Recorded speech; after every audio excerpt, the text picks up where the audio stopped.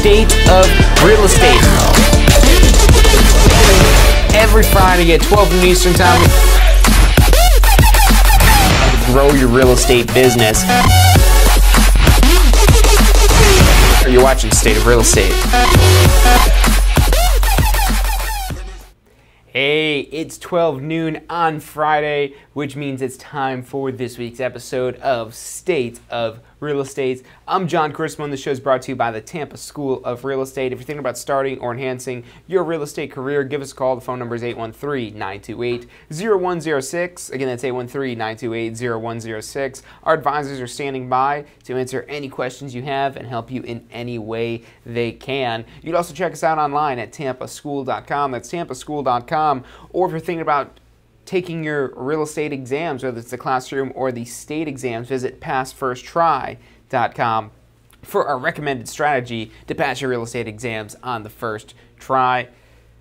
But let's jump into what we're talking about today on State of Real Estate. Again, 12 noon every Friday, we come to you, into your homes, into your phones, into your tablets, to wherever it is that you're watching us, to help you take your real estate business to the next level or jumpstart your real estate business. We're all about growing your real estate business on Fridays at 12 noon Eastern Time. So make sure you subscribe to the YouTube channel. Make sure you like the Facebook page. If you want emails every time we go live, go to tampaschool.com/success. That's tampaschool.com/success. Put your email in there and you'll get notified every time we have one of these videos to help you grow your business or understand the real estate industry better. What we're talking about today is managing your client database. Managing your client database, or really building a client database if you don't have one already. And you probably already have a client base. Even if you're just getting started in real estate, or maybe you don't even have your license yet, you probably have a base, or sometimes called a sphere of influence, the people it is that are around you. What turns that base of people into a database is basically collecting that information. And we could have a very simple, very kind of basic database of just, writing this stuff out on paper. You could just write out the clients it is that you're dealing with. But what happens is that's usually not an effective strategy for really organizing these people. The database is meant to be able to put all of this information together into one singular location. One singular location you could go to for all the information you need on any particular person at any point in time. Not just their name, but their phone number. Basically like the contacts you have in your phone. That is the key information essentially.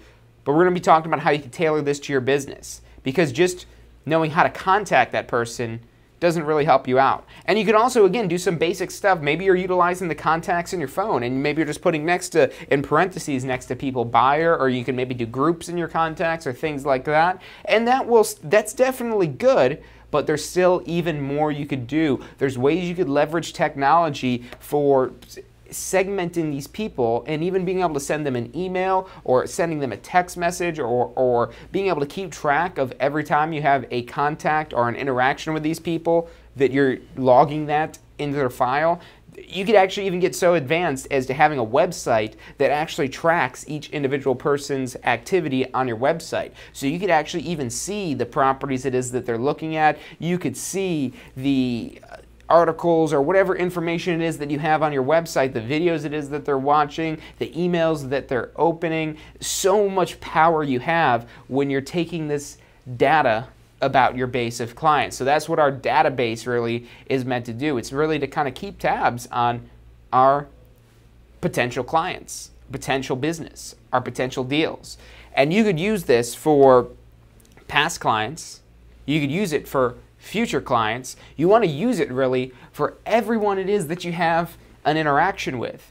Anyone that you would maybe like to do business with in the future should absolutely be in your database. Because again, this makes a nice unified system. You could look up somebody's name and any notes you have about that person, you'll be able to see there. So maybe their kids' names that you could have in there if you want to remember those, or maybe you want to send out birthday cards or anniversary cards or things like that that are very personalized and special to them. That's where you can keep track of that information to make sure you don't forget this. And now, if you just have a few people, it's very easy to keep track of. But the play here isn't just having a few people. You don't want to just have a few people, and that's where the power of more of these digital technological databases come into play here. Because if you only have a few people, you're not going to have very much business, if any at all. But when you can expand this database to everyone that you've ever interacted with, anyone that you've ever gotten contact info from before, and you have them in there, and there's ways to automate this as well, so you could really scale out larger and larger, where you could basically have emails automatically sending to people, email newsletters. We're going to be talking about different ways to kind of structure this and strategize with this, because what you'll see is there's a wide assortment of platforms and programs and software and services available to keep track of information like this. This is a multi-billion-dollar, if not even more than that, industry of data management. Really, if we're talking about data management in general, even like the big companies, we're talking trillions of dollars of an industry. So there's many products. Every business needs to have a way to keep track of its prospects, its clients, its past deals, and all of this information.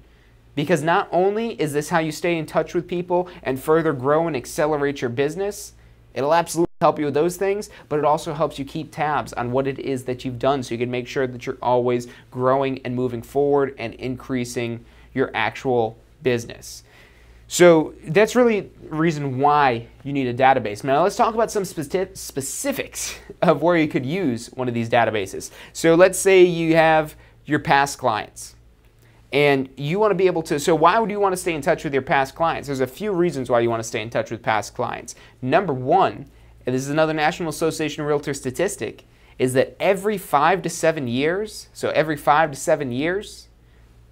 somebody purchases a home. On average, the average home buyer in America purchases a home every 5 to 7 years. And again, this is an average number. So to further define what we mean when we say an average number, is that's what kind of falls in the middle. There's people that'll buy homes and sell homes at a much faster rate, maybe every year, maybe every 2 years, every 3 years. And at the same time, there's people at a slower rate, maybe 9, 10. Some people own a home for 15, 20, maybe even 50 years. So across all that numbers, the average comes down to about 5 to 7 years. So that's typically what you could expect from somebody, unless you have data that says otherwise. And if you want to keep track of that data that says otherwise, again, your database is going to be extremely effective and useful for this.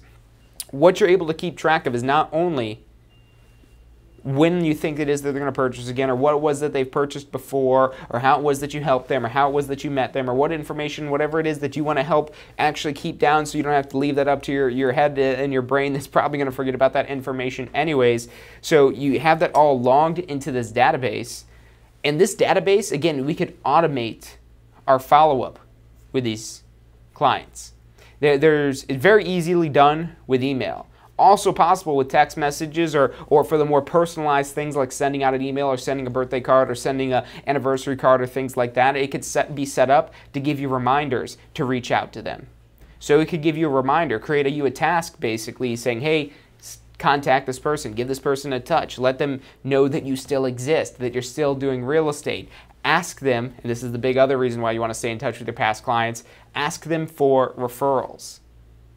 Always, and you've probably seen this before with professionals, maybe real estate professionals in the real estate space. You see this a lot, but you see this with a lot of professionals, whether companies or individuals, is on the back of a lot of business cards. It says a referral is the greatest compliment I could ever receive. I know people that use that for their signature line in their emails, or all kinds of things like that. And you want to constantly reinforce that concept with, hey, if you still have a relationship with them, they probably liked you. They probably appreciate the job it is that you've done for them. And when somebody asks about how they purchased their house, or who they used to purchase their house, or anything like that, that's where you want to have them have your mind, your information, your name top of mind. They want to say, oh yeah, John Charismo, you got to talk to him. When we bought a house from him a few years ago. And you notice how I said that a few years ago. If you're staying in touch with them, if you're continuously following up with them, giving them the occasional phone call, sending out the occasional text message, sending out a birthday card, an anniversary card, a Christmas card, a holiday card, a Halloween, happy Halloween, a happy fall, a happy Thanksgiving. There's a holiday like every month out of the year. So that gives you immense opportunity to stay in contact with people. So it's going to help you now when they're ready to purchase a home. And if that's in 2 years, or if it's in 1 year when they're ready to buy and sell again, that's great. Those still probably would have forgotten about you if you're not following up with them. So your database, your CRM, your contact manager allows you to stay on top of this, to make sure that they remember you. And you don't want to rely on just one thing. I've said this before. You don't want to rely on just emails, because the statistics are about 15% of emails actually get opened. Maybe if you have a good relationship with them, that's a little bit higher. But now, how do you have a good relationship with them? Again, going back to those more personalized types of touches, giving them a follow-up phone call, a text message, seeing how they're doing, just saying you called to wish them happy holidays, or whatever it may be. Just, hey, I'm reaching out to all my past clients. I want to see how you guys are doing, how you guys are still liking the house, and blah, blah, blah, blah, blah. You know, just a little bit of small talk with this here. Yes, you're not going to get immediate business right there unless you're able to capture a referral, which again is the second reason why you want to stay in contact with them. You're able to generate referral business when they say, hey, do you know of anyone else in the neighborhood that's looking to sell their home? Or do you have any friends or family that were looking to sell? I know you guys are still really happy with your home, but do you know of any friends or family that are thinking about selling? And then they talk and they say, oh yeah, you know what, actually, I think our neighbor was actually saying that they're wanting to move somewhere because they got a new job, or whatever it was that they're telling you. And you're just like, oh wow, that's how exciting. And then you can get their contact info and actually follow up with that new client. Say, hey, and you can maybe even ask them, hey, do you mind introducing us? Do you mind giving us a testimonial? All these things you could use, again, to help multiply and maximize your business. And that's just what you're able to do through past clients, through people it was that you've already worked with. Now, I know there's a lot of new agents that are on here. Maybe some of you guys that are watching this that don't have any past clients yet. So you're saying, John, well, that's great. I'm definitely going to have a database when I do have past clients, but what do I do until I have past clients? Do I need a database? Absolutely. You absolutely need some way to keep track of your future clients as well. And again, that could be something as basic as just keeping notes, having a little book, this used to be, before we had computers, a little black books people would keep, and they'd keep notes on people and so on and so forth. So now we have the technology, and it's very readily available. Even if you're just using a basic spreadsheet, that's another way to kind of digitize this. That way you always have it in your pocket. You could add some notes in there and all kinds of things like that. Very basic for it, but that's a free, easy way. And you don't have to buy Excel or anything like that. Go use Google Sheets. Google Sheets is available absolutely free to anyone and everyone, and you'll be able to save all that information in there. And then, of course, there's obviously all these programs and platforms that tailor to the real estate industry. Now, these can get quite pricey. Now, they're obviously worth it. But when it comes up with coming up with that initial capital, especially as a new agent, you want to grow into something like this here. And there's a lot of platforms that are actually even available for free that you could utilize to this extent, or at a minimal cost. So definitely check some of that stuff out. We're going to be talking about some of these things you could be doing later in the show today. And that's where you want to see if these systems are able to do that, able to handle that. And that's how you make a judgment on which one's going to work best for you. But now for managing your future clients, basically taking all the people that are leads or contacts or prospects, whatever it is that we're calling them, people we have not done business with yet. Maybe we haven't even met with these people yet.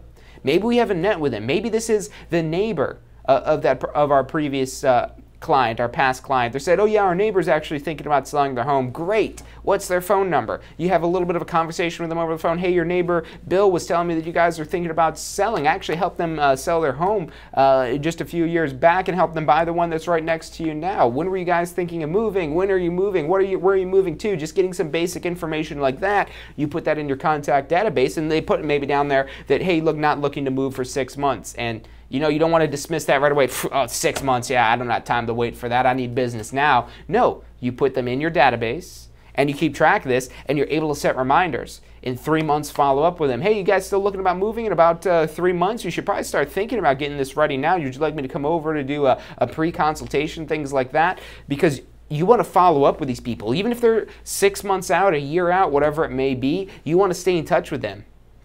Because they might decide, okay, we need to move sooner. We need to get out of here sooner. We found the new home it was that we want to purchase. We got to sell this house now. And it might be before 6 months. Them telling you that they're thinking about this in 6 months or 9 months or a year or 2 years, whatever it may be, that's by no means a promise that they're going to sell their home in 2 years. It could be even longer than that as well, which again is the power of this database. It automates a lot of these activities of not only staying in touch with them, but keeping track of this information. So the moral of the story with this here, maybe they say 6 months, you maybe call them 3 months, or maybe call them a month and say, hey, look, I just thought of this the other day and I just wanted to stay in touch. If you're actually even waiting for a month without contacting them at all, they probably already forgot who it is that you are. So by putting them into this database, especially one that has the capabilities of sending automated emails, you could tell them on that first discussion, it's like, oh yeah, that's great, you know, when you're moving, where are you moving to, get that information, put that in there, and say, hey, look, I'd love to send you out my pre-sale package if you guys are thinking about doing any improvements around the house or things like that. It's got a lot of great information in there that you're definitely going to want to see. What email address can I send that to? And now you've got a way to stay in touch with them. So they're seeing your emails, and when they open up that first email, they're likely to open up your other emails as well. And when they start seeing you, even if they're not opening your emails, and these databases can often tell you, they usually will tell you if they're opening your emails and what it is that they're doing, if they're clicking on your emails and so on and so forth. So it gives you a lot of powerful data that'll give you indicators as to whether or not this person really is ready. If they're opening up every single one of your emails and clicking on the links, and even let's say you're tracking your website data too, and you see that they're on your website reading through this stuff here, you know that they're really serious about selling. They still may not be ready right now, but this helps make this a little bit more predictable. And what happens when you end up with lots of clients like this will help you kind of drill down to who are the ones most likely to buy or sell right now. And when you're able to drill down to who's ready right now, you're able to focus your efforts and not waste your time on the people that aren't ready for another year or so, while still staying in touch with them through the power of the database. So it's absolutely something you must have. Every single business should have some sort of database. If you have a rewards program for any sort of retail store, that's their way of tracking you, understanding what it is that you're doing in their stores. When you're searching on Amazon and they're keeping track of you, you're giving you tailored recommendations and so on and so forth, they're getting this intelligence on who their customers are, what they're likely to purchase, and then giving them some recommendations on things they're likely to purchase.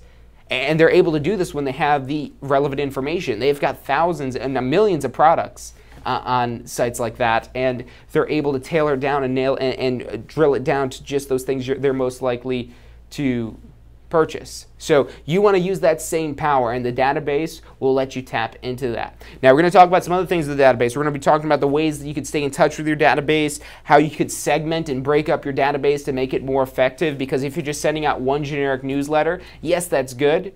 But like I said earlier, with that person who's thinking about selling, giving them that information, hey, I heard you're thinking about selling, and I got this whole little package here for people that are thinking about selling to help get you ready for your home and so on and so forth. And I'm glad we're talking now, because this stuff doesn't help you out when you're absolutely ready to sell, and you have that specialized email it is that you send out to them and so on and so forth, and then following up with them tailored to them wanting to sell their home. So a lot of power that you have with this database. So we're going to take a quick commercial break, but when we come back, we're going to be talking more about the databases. I'm John Carismo. You're watching State of Real Estate.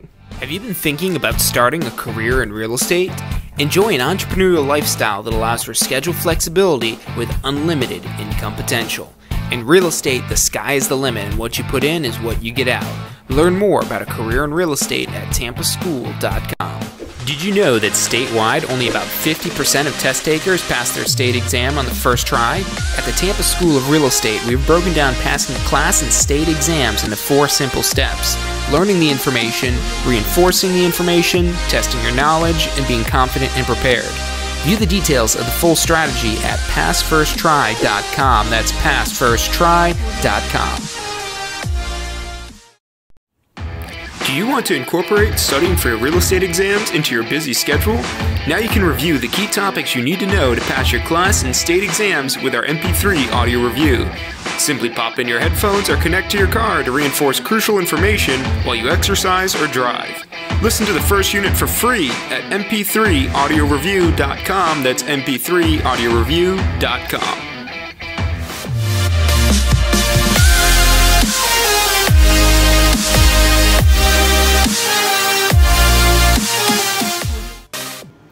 Hey, if you liked the show today, be sure to hit like and subscribe and post your comments. Thanks so much for watching.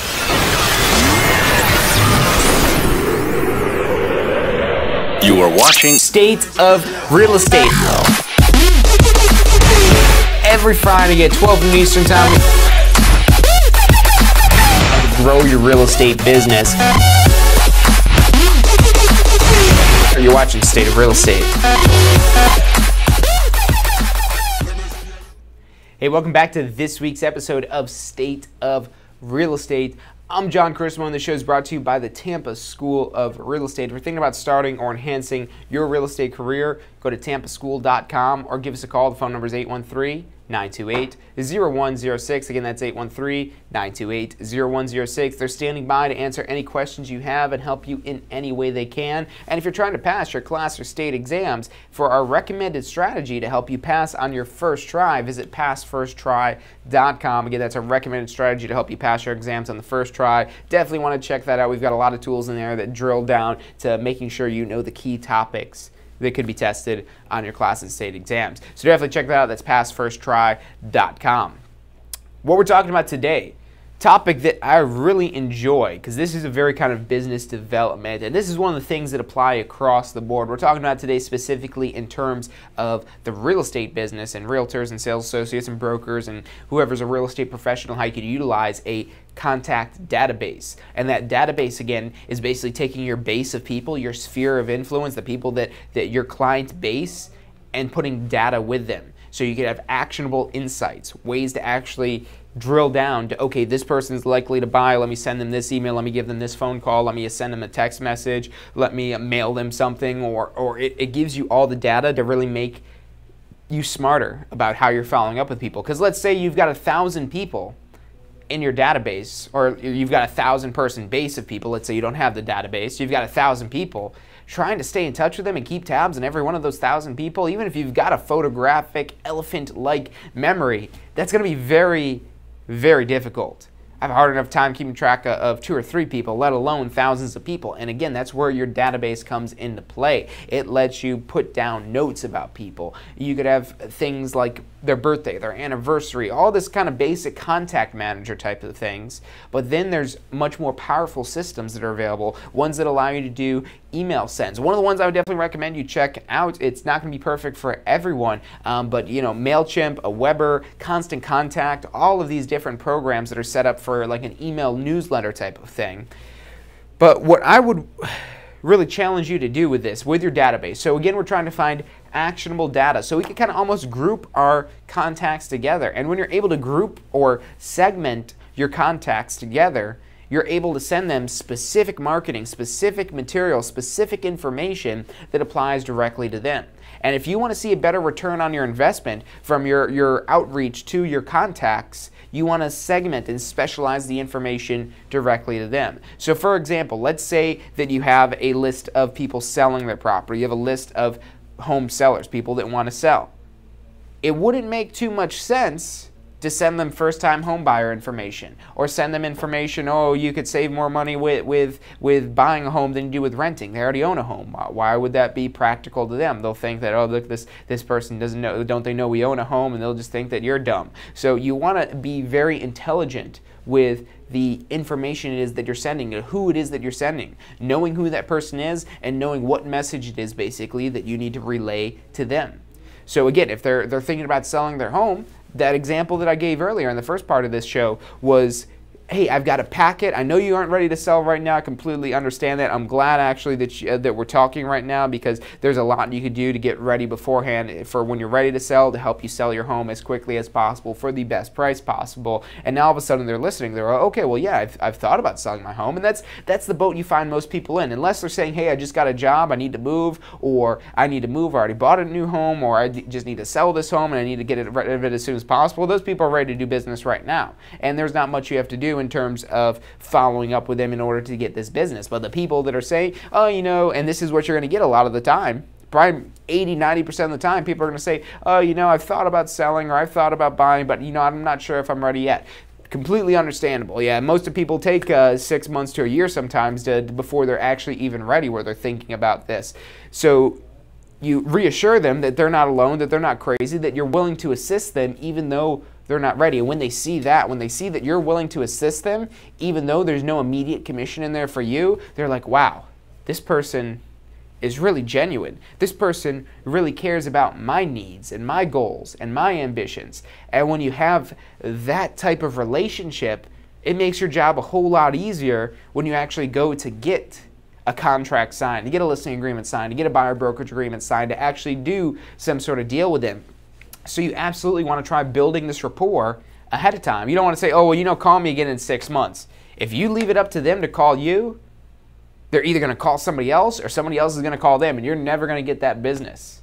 So you need to stay on top of these people. And yeah, when they're saying they're not ready for another 6 months or another year, that's stuff that can be difficult, especially if you don't have any sort of organization or some sort of system to manage this information for you so you can stay on top of this. So you absolutely want to try to drill down in this information and have as much details there as possible. Don't just put, their name and their birthday and everything like that, because then you look at it and you're like, well, what was I talking to this person about? It defeats the whole purpose of having the database. The purpose of having the database is being able to understand, okay, this person is a home buyer, not just a home buyer, but maybe a first-time home buyer.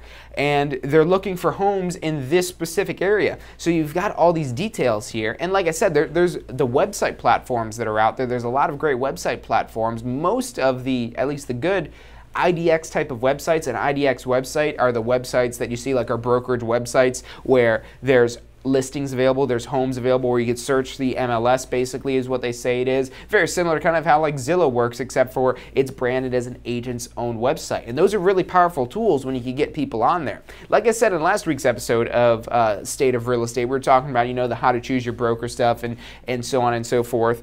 And one of the things that I had mentioned in there is that the website isn't something that you need to worry about necessarily right away. It's definitely something that you want, and it's something that's very powerful, but again, only if you have people going on that website. But now, once you're building up your client base, once you're building up your base of people, when you're contacting that seller saying, hey, your neighbor said you were interested in selling your home. I'm glad we're talking now because I'd love to kind of give you guys some tips before you're actually ready to sell, to help you maximize your value, help you sell your home as quickly as possible. Or maybe you're talking about the buyer side of this. Hey, so-and-so told me that you guys are getting ready to buy your first home. What an exciting time, and so on and so forth. And you're giving them that information that's ultimately going to tailor and touch directly into them. When it's so again, we live in the information age. There's so much information out there in the world. You have to pull this in and focus it down to what information it is that they want. They need to be knowledgeable about what the home sale process looks like. And when you're able to have a series of emails or text messages or phone calls or even collateral material, print material that you're actually sending them through the mail, or maybe even dropping off at their house. There's really personalized levels you could get to with this here to help establish your credibility and build that rapport with them, so when they are actually ready, you're still staying in touch with them. Because again, if you sleep on this at all, they're going to forget who it is that you are, or some other agent's going to swoop in and adopt your clients on you, and you don't want that.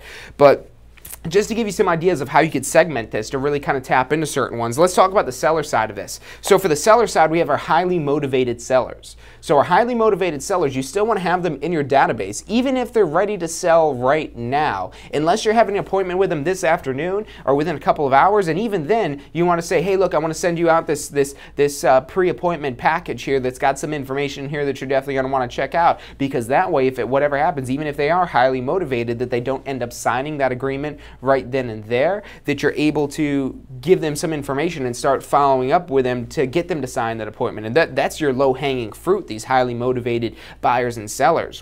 So, and a lot of times with these systems, you could use these different tags, sometimes they're called, or list in combination in conjunction with each other. So you could have a highly motivated first-time home buyer or a highly motivated for sale by owner or something like that. So a couple of the other ones that we have for the sellers down here that I wanted to mention. So highly motivated is definitely a list that you want to have, even if it's just for a couple of pieces of information. You want to have for sale by owners. So for sale by owners are an entirely different class of home seller. Somebody that's already using an agent knows the deal. But a for sale by owner, they might not want to use an agent because they don't know what it's like using an agent.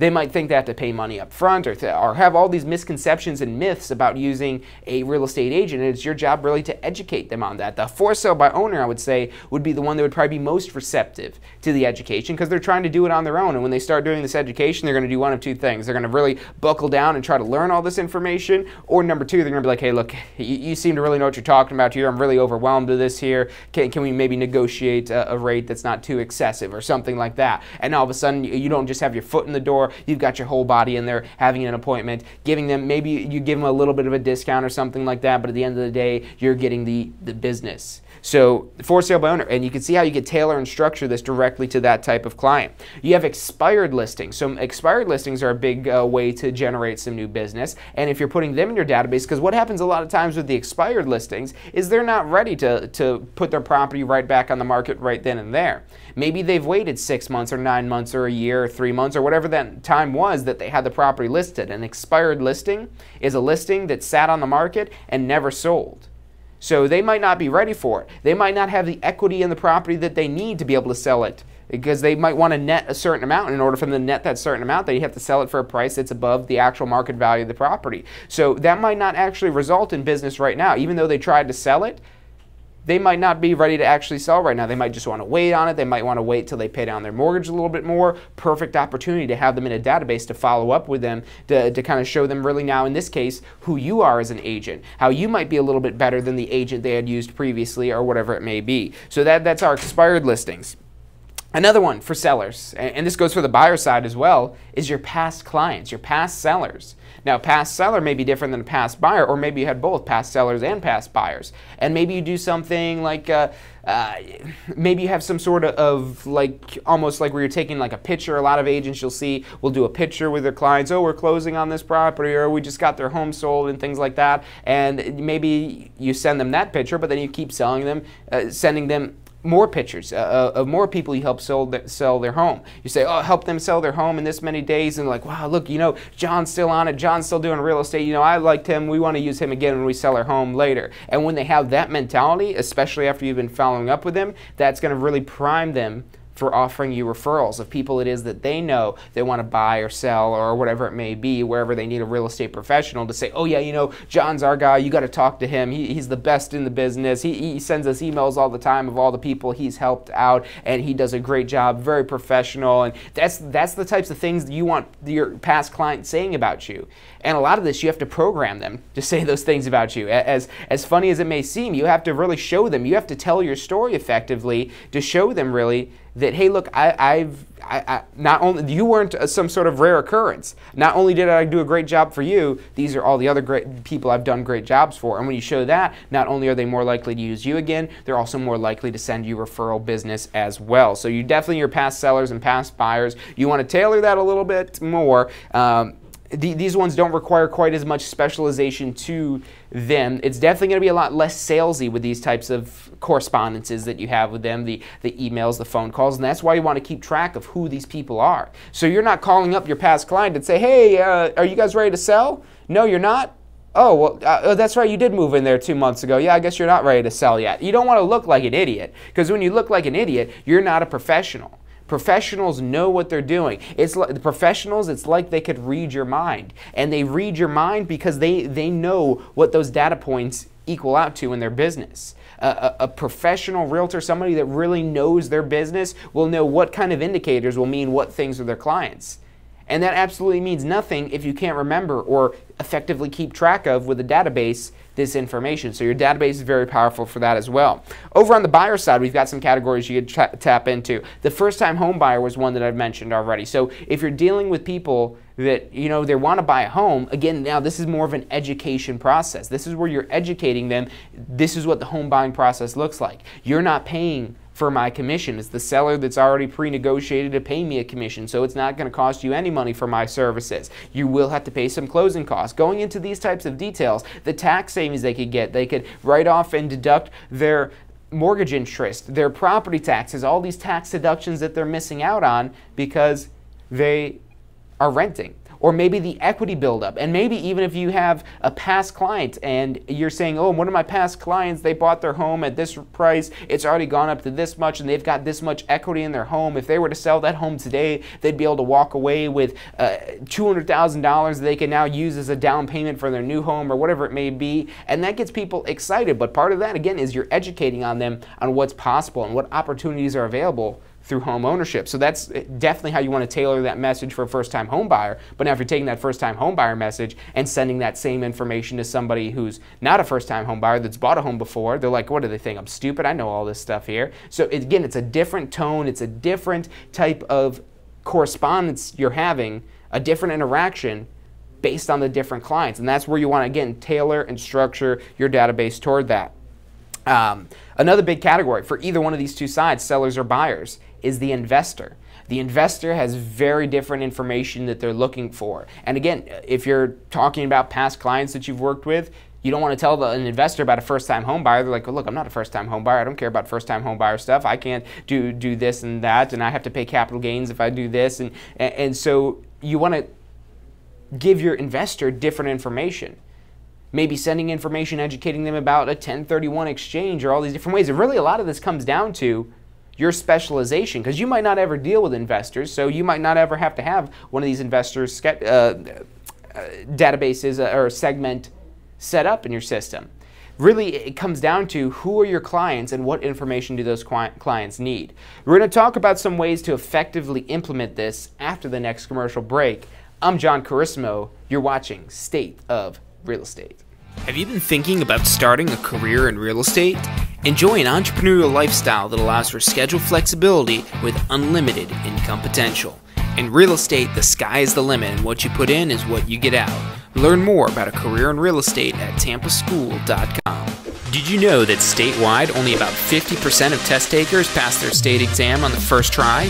At the Tampa School of Real Estate, we've broken down passing the class and state exams into 4 simple steps: learning the information, reinforcing the information, testing your knowledge, and being confident and prepared. View the details of the full strategy at passfirsttry.com. That's passfirsttry.com. Do you want to incorporate studying for your real estate exams into your busy schedule? Now you can review the key topics you need to know to pass your class and state exams with our MP3 audio review.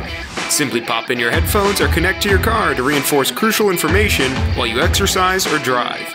Listen to the first unit for free at mp3audioreview.com. That's mp3audioreview.com.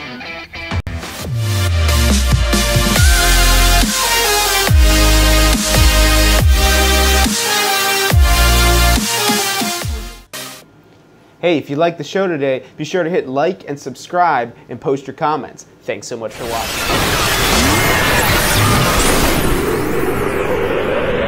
You are watching State of Real Estate. Every Friday at 12 noon Eastern Time.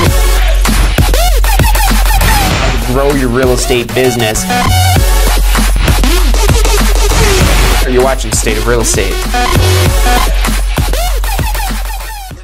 All right, welcome back to State of Real Estate. I'm John Carissimo. The show is brought to you by the Tampa School of Real Estate. If you're thinking about starting or enhancing your real estate career, give us a call, 813-928-0106. Our advisors are standing by to answer any questions you have and assist you in any way they can. Check out our website, tampaschool.com, or if you're looking for a recommended strategy to pass your class and state exams on the first try, check out passfirsttry.com.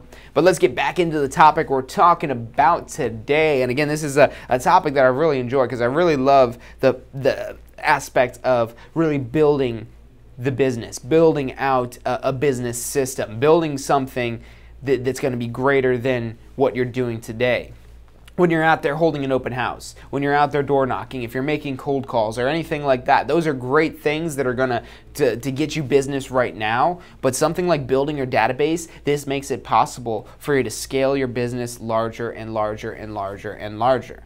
And even if you're not trying to be the best and the biggest and the most expensive or whatever type of agent out there, even if you're just trying to do something small time, maybe you're doing it part time, all the more reason to have some sort of database, some sort of way to keep track of your clients, because if you're doing this part-time, you've probably got other things going on in your life, and it's that much harder to keep track of all this information. So you absolutely have to have some sort of contact manager, database, email system. There's so many options available. Part of this comes down to, though, making sure this is something that you're going to actually use, that you're going to actually leverage in your business, because it makes no sense. You'd be paying for the most expensive contact manager in the world, but if you're not using it, and you're not using it to its fullest potential, or maybe you're just putting a couple people in there but you don't really put in the details or anything like that, or even if you're just putting everybody in there but you're not putting any details in, nothing that's going to help you out, nothing that's going to give you information that'll help you close some sort of deal, you're wasting your time. No need to do that unless you're going to really effectively use this system. So you got to find one that you like, especially when you start investing time in this as well. So we were talking about all the different kind of segments you could have with your clients. And with most of these systems, it's easy to group these or put them on a certain list or anything like that based on what it is that they're interested in doing. But now, this whole concept of putting the cart before the horse, you don't want to go and spend hours on end building out this whole system when you don't have any clients to put in the system. Again, you can have the best contact manager in the world, but if you're not using it or you don't have any clients in it, it's completely worthless. It's got no value unless you're actually using that system and putting people in there that will actually get some information that's special, or it's going to help you in the business somehow. Because if this isn't giving you any assistance, it's not giving you any help, again, wasting your time on this. So you want to definitely understand what's capable. But again, I can't stress this enough. Don't overdo it with this here. I would, again, try to put the horse before the cart, not the cart before the horse. And putting a cart in front of a horse, the horse don't really do a good job of pushing things. They usually pull things. And so your clients, those are the horses. The database, that's the cart. You got to have the clients in there that are making the database useful. So putting the clients in there, and then also putting information in there, and then also when you set a reminder to call this person, guess what? You actually call the person. Or, and this is the part I like about this too, because again, building out the business, making this scalable, making this where it's less input that you have to do in your part, because with this database, it's definitely a big undertaking. It's a big undertaking, but it is something very important. And number one, most important thing you want to be able to do is be able to lead generate. But when you're lead generating, you're going to find that not everybody is ready to buy or sell a home right now. And that'll seem frustrating unless you have a plan B. Your plan B is putting them in your contact database and following up with them until they're ready to do business, until they're ready to buy, until they're ready to sell, until they're ready to invest, or all these other things, whatever it is that your ultimate plan is for these clients, that you say, okay, yeah, you know, I completely understand you're ready to buy, or you're not going to be ready to buy for another 6 months or sell another 6 months. I want to get some pre-information out to you now that you want right now. As a matter of fact, I wish I could have gave these to you last month so you had a little extra time to work on this stuff. But that way you're able to stay in touch with them and start building that relationship beforehand. And when they see that you're offering this value and they haven't paid you for this value, and that you don't have any, they've already told you, because what they're doing when they're telling you that I'm not ready for another 6 months or probably at least another 3 months or whatever time period it is that they're pushing this out to, what they're saying is, you know, I'm not ready to commit not only to buying or selling, I'm not ready to commit to you. Because they think if you tell them they're ready to buy now, you're going to show up there with a contract and they're going to be stuck in a contract, and now they're going to have to owe you all this money, and that's bad. And that's a normal association people have with any type of salesperson. And so again, you have to come from a point of value, from this perspective of offering value to the clients. And when you're coming from that perspective, it's going to help build up your rapport. They'll see that you're really genuine, that you really care about their needs, especially when you're giving them information that ties directly into what they're trying to do. And when they see, wow, you're really knowledgeable, or that, wow, I actually saw that email and that had some good information, or I watched that video you have in there about or the benefits of buying a home, or all these different things, when they see that information that ties and touches directly into them, that, again, that's where you're going to look really good. But the key part of this is making sure you're using this database effectively. So Again, you want to have these segments and these lists or whatever it is that we're calling the groupings of people. And you could try to make these fairly broad, but you don't want to go so simple as buyers and sellers, because there's a lot of different types of buyers, there's a lot of different types of sellers. There's different motivation levels, and that's maybe something you could even automate in these systems as well. Maybe you're sending different information, having different interactions, having different phone calls, different conversations, different emails with somebody, and you should be with somebody that's motivated, somebody that's ready to buy or sell right now, as opposed to somebody that's saying, oh, you know, I'm thinking about this in a year or 6 months or something like that. Entirely different type of conversation. You're still talking about, hey, you know, just let me know as soon as you're ready, and that type of thing like that, and still having that constant interaction to find out if they are ready. And that's still okay. And then when you're talking about your past clients, they say, what do you mean I'm not ready to sell? I just bought my home. So again, you got to have a different message, a different communication with these people based on when it is that they're purchasing, not just what type of buyer or what type of seller it is, but when that timeline looks like. And this, we're getting really complex here in how you're structuring this all out. And this will take some time to set up your database, to set up your system in order to keep track of all this information. And especially if you're trying to build this out for every possible type of buyer, every possible type of seller, every possible type of motivation, if they're ready to buy in 5 months versus 6 months, there's no difference there really between 5 months, 6 months. They're really just making up those numbers. They're not even if they say, you know, I want to sell before the end of the year, or even if they say I want to sell before the holidays, or whatever that may be, they're really kind of just pulling this information out of their head. That could be true. It could be longer than that. It could even be shorter than that. And you're going to kick yourself when you find out it is shorter than that. And the way you go about finding out is finding out that that property already went on the market with another agent, or they already bought another home with another agent. So staying in touch with them and having an effective message that, again, based on their motivation, whether they're highly motivated, it's like, hey, when do you want to have an appointment, versus when they're kind of motivated, they're thinking about it, hey, let me know when you want to have an appointment, versus the repeat customers say, any home buying needs that you have, let me know. If you're ever looking to invest in property, let me know. And also let me know what your friends and family, because I'd love to help them out as well. And I'm sure you'd love to give me a great recommendation on the job I did for you. So again, different type of message you have to have.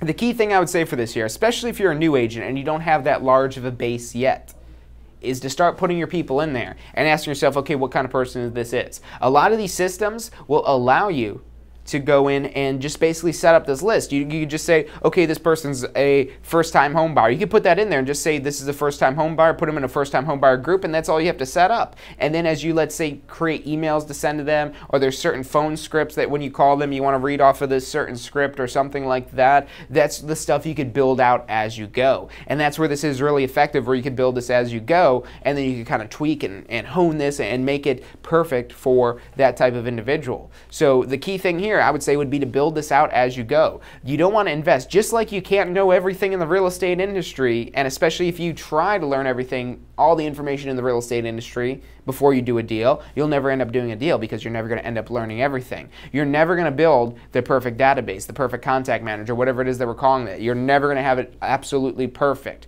It's always going to be a constantly changing and evolving, and especially something that might be possible tomorrow might not be possible today.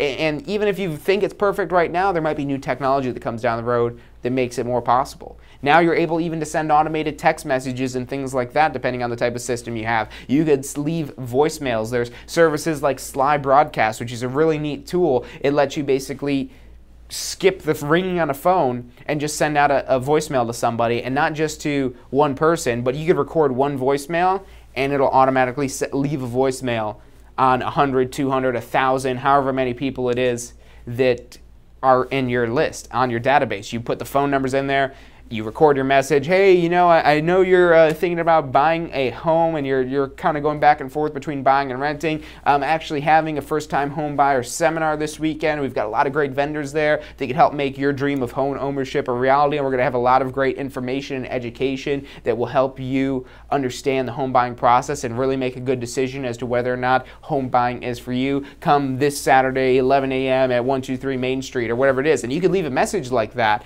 and whether that's a text message or a voicemail, you're going to have a lot higher ROI, a lot more people that show up, rather than if you just sent out an email invite. Again, knowing what different type of medium or vehicle it is that you're using to contact these people. The email, pretty low on the priority list. People get so many emails. There are people that read every single email, but those people are the anomalies. Those are the people that are more rare. I've got something like 15,000 unread emails in my box, and usually because I'm looking at the subject and I'm saying, nope, not important, not going to read that. And they might be saying that about you. They might see your name and they might say, oh, this John guy is trying to get us to buy a house again. I don't want to check, I don't want to even read his email. When maybe they really do want to buy a house, but maybe they're frustrated because they've been trying to buy a house, or just the thought of buying the house is really overwhelming them.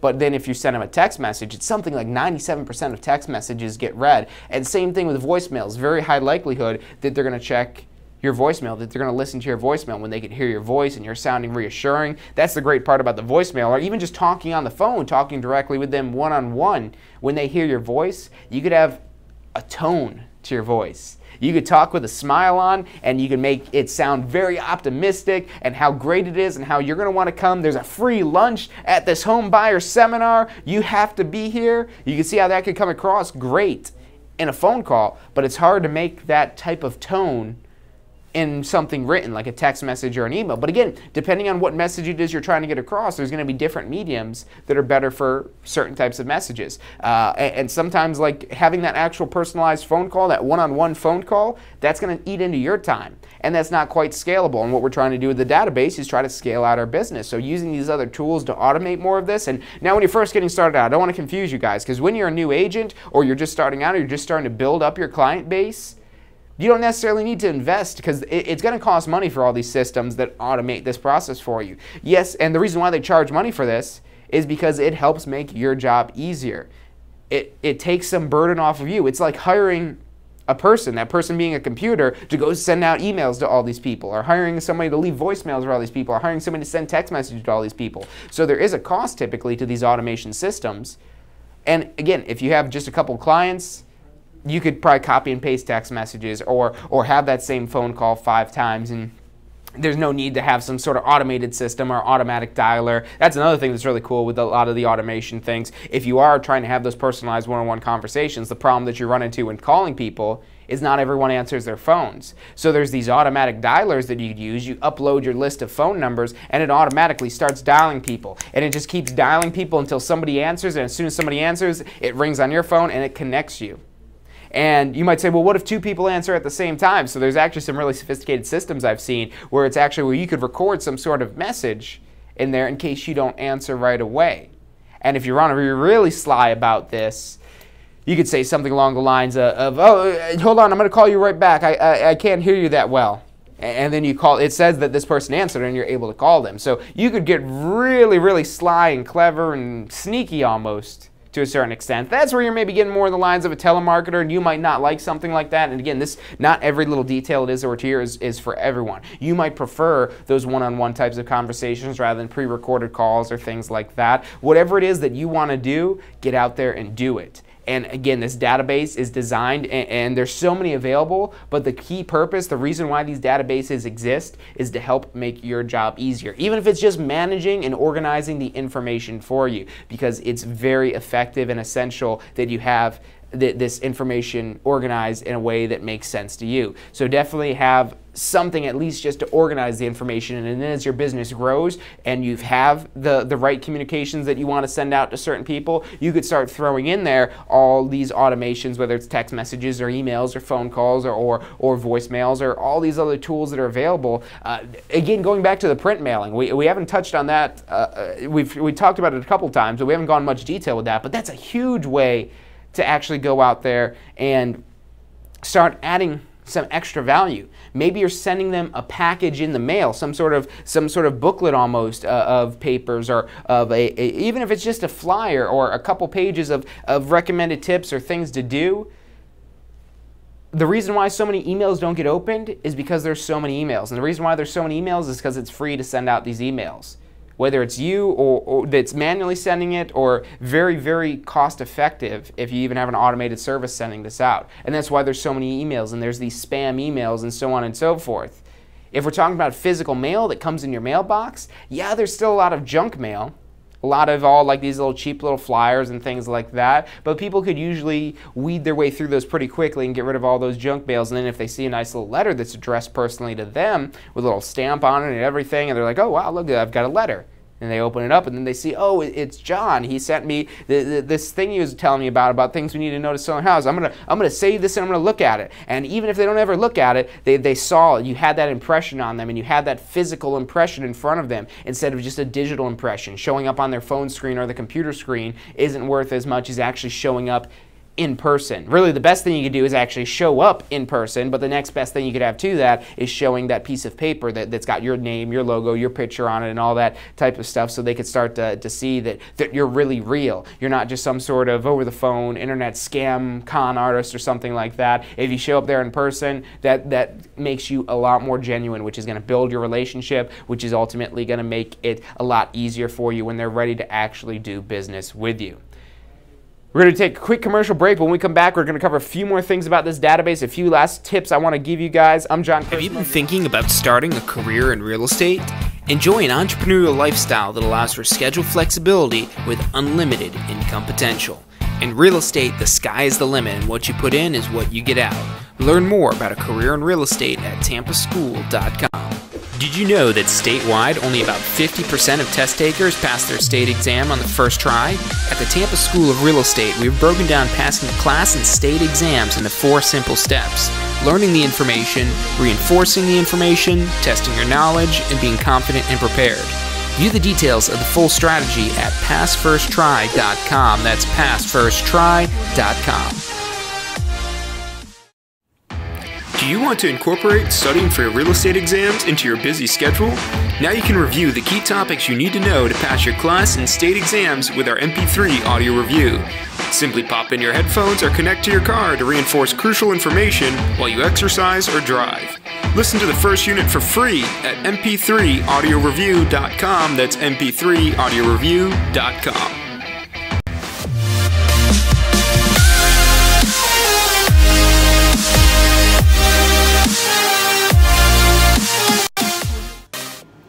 Hey, if you liked the show today, be sure to hit like and subscribe and post your comments. Thanks so much for watching.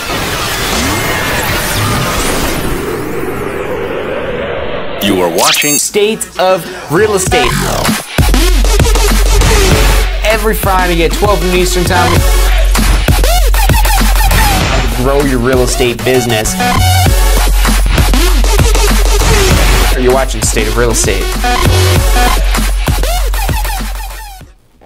Hey, welcome back to State of Real Estate. I'm John Chrismo, and this show is brought to you by the Tampa School of Real Estate. If you're thinking about starting or enhancing your career in real estate, give us a call. The phone number is 813-928-0106, or check us out online at tampaschool.com. And if you're thinking about trying to take your state exams, or maybe you are trying to take your state exams or your class exams, for our recommended strategy to pass your exams on the first try, check out passfirsttry.com. So just a few closing words I want to have, because I know we're coming up on the end of the show here, about how to effectively manage your real estate database and how to really kind of build out a database if you don't have one already. So the key things that I want to touch on with this here is, number one, you need to have a database. And again, when I say that word database, again, it could just be something as simple as paper that you're writing this down on, or a Google spreadsheet, or something very basic. There's a lot of tools out there that are available that are very useful and very effective, and those tools will sometimes get very expensive. Now, if you've got a lot of business, if you've got a lot of clients, if you've got a lot of data to go off of, that might be worth making the investment in that. But if you're a new agent, you want to try to bootstrap and minimize these costs, so that way once you start getting some deals, then you can start upgrading things, increasing your database, maybe adding some stuff off. So that's maybe one other thing that you want to look at when you're trying to find a perfect database, is finding one that's maybe scalable, maybe something that's got a plan. A lot of these systems will bill you based on the number of contacts you have. The more contacts you have in the system, the higher the charge actually goes. So that's another way to help kind of grow with you, rather than having up front to pay like $500 a month or something ridiculous like that for these systems. And sometimes they get even more expensive than that too. So definitely try to, again, minimize your costs with this. And if you want to do the free route with that, that's definitely something great to start off with. It's better than doing nothing. Hey, you could go old school with it. Get yourself a little black book and just jot down the things about those particular clients, and you could kind of flip through. Or one of the things that before computers, a lot of agents used to do is they would have a 30-day file. They'd have 30 days of folders, or usually about 30 days that they would do, and basically they would move the file file of the people around from day 1 to day 30 or day 14 for how many days they want to follow up with somebody, and they would just basically kind of keep rotating them forward. So they okay, who do I have to contact today? And your database will kind of help you do that. So the key thing is you want to use something, whether it's something very basic, something very prehistoric, or something that's the most cutting-edge technological thing available that's going to give you more data than you even know what to do with. But you want to use something, and find something that, again, is not going to break the bank on you, that's going to be effective and useful in your business, something that you can understand, something, if you're not the best at understanding this, the technical stuff here, find a company that you're going to use for this that's going to have some maybe sort of hotline, some tech support hotline, because that's another thing that makes these different as well, is some of them you're completely on your own, and other ones you'll have like a dedicated account specialist that's there to help you maximize the usage of these databases. So make sure you have something like that. And then the other big thing with this is segmenting your information, segmenting and grouping together your contacts in here. So you know, okay, these are my first-time home buyers, these are my highly motivated sellers, these are my for sale by owners, these are all this different information that you have in there about these people. So when you do have contacts and communications with these people, that you're giving them information that ties into what it is that they're doing. You're not calling them up and say, hey, what was it that you called me about again? I know we spoke before, but were you trying to buy or sell? That just makes you look like, number one, you don't care about them, and number two, you don't know what you're doing. Very unprofessional. That's not going to help you grow your business. So again, make sure you organize and have this data together. I could go either way for being an organized person myself, and a lot of things I'm not very organized, but with information like this, something like this where I could absolutely see the value in it, I'll make the effort. And even the most disorganized person can make the effort to be organized when it comes down to something like this. And again, these database tools are designed also to help make that a little bit easier, to make that organization effort easy for you. But make sure, whatever it is, that not only you're segmenting your clients, but you're actually making use of this database. You're putting your clients in there. Every person you talk to, you're putting in there. So, and you're putting some notes about them. You're having details and knowledge about them, so you know, okay, this is a person that's looking to buy in 6 months. They're a first-time home buyer. They've done this research. They've been on this website, they read this article, any details you have, because this is basically meant to be your extra mind, your digital mind, where it doesn't forget that information. So it's very effective, it's very useful when used correctly, and it really helps you scale your business. So you definitely want to use some sort of database to keep track of your clients. But that's all I got for you guys today. I hope you've enjoyed the show. I hope you've got some information that you could take out and use in your business today. I know some of you guys have picked up some stuff. I'm sure you've got more than enough tips here. Some of you guys might be saying, well, I need to watch this again. And guess what? You're in luck. You're able to watch this again. The power of the internet, of technology. Go to tampaschool.com/success. That's tampaschool.com/success. You can actually put in your email, and you're going to get notifications every time we go live, and you're actually going to have access as well to all of these past episodes, to all of these past shows. For Fridays, where we do State of Real Estate at 12 noon Eastern Time to help you grow your real estate business, and Wednesdays at 12 noon Eastern Time, Ask the Instructor, where we help you understand the more technical side of the real estate industry. Both of those shows available for free. Just go to tampaschool.com/success. Put in your email in there, and again, you'll get those notifications for that. Subscribe to us on YouTube, youtube.com. Just search for Tampa School of Real Estate. We've got tons of videos in there. You search Tampa School of Real Estate, you're going to see page after page after page of my face and all kinds of other helpful videos that you're going to be able to see in there that'll, again, help you grow your business. So make sure you subscribe on YouTube. If you're already subscribed and watching this, thank you so much for subscribing. You guys getting so much use, and all the comments on there. We've got a lot of love on the shows recently. We've been having a lot of growth on the shows, and that's what keeps driving us forward and helping us kind of up the level and bring up the bar of not only the guests that we bring on the show here, but the information we deliver to you to help you grow and develop your real estate business. Because our biggest motivation is seeing you succeed, and that's what really makes us happy. It makes us feel like we're contributing to the world, because we are contributing to the world. We're helping realtors make the world a better place. Anyways, that's all I got for you guys today. I'm John Carissimo. This has been State of Real Estate. It's brought to you by Tampa School of Real Estate. Tune in next Friday, 12 noon Eastern Time. We'll have another episode to help take your real estate business to the next level. Till then, I'll see you. Have you been thinking about starting a career in real estate? Enjoy an entrepreneurial lifestyle that allows for schedule flexibility with unlimited income potential. In real estate, the sky is the limit, and what you put in is what you get out. Learn more about a career in real estate at tampaschool.com. Did you know that statewide only about 50% of test takers pass their state exam on the first try? At the Tampa School of Real Estate, we've broken down passing the class and state exams into 4 simple steps: learning the information, reinforcing the information, testing your knowledge, and being confident and prepared. View the details of the full strategy at passfirsttry.com. That's passfirsttry.com. Do you want to incorporate studying for your real estate exams into your busy schedule? Now you can review the key topics you need to know to pass your class and state exams with our MP3 audio review. Simply pop in your headphones or connect to your car to reinforce crucial information while you exercise or drive. Listen to the first unit for free at mp3audioreview.com. That's mp3audioreview.com.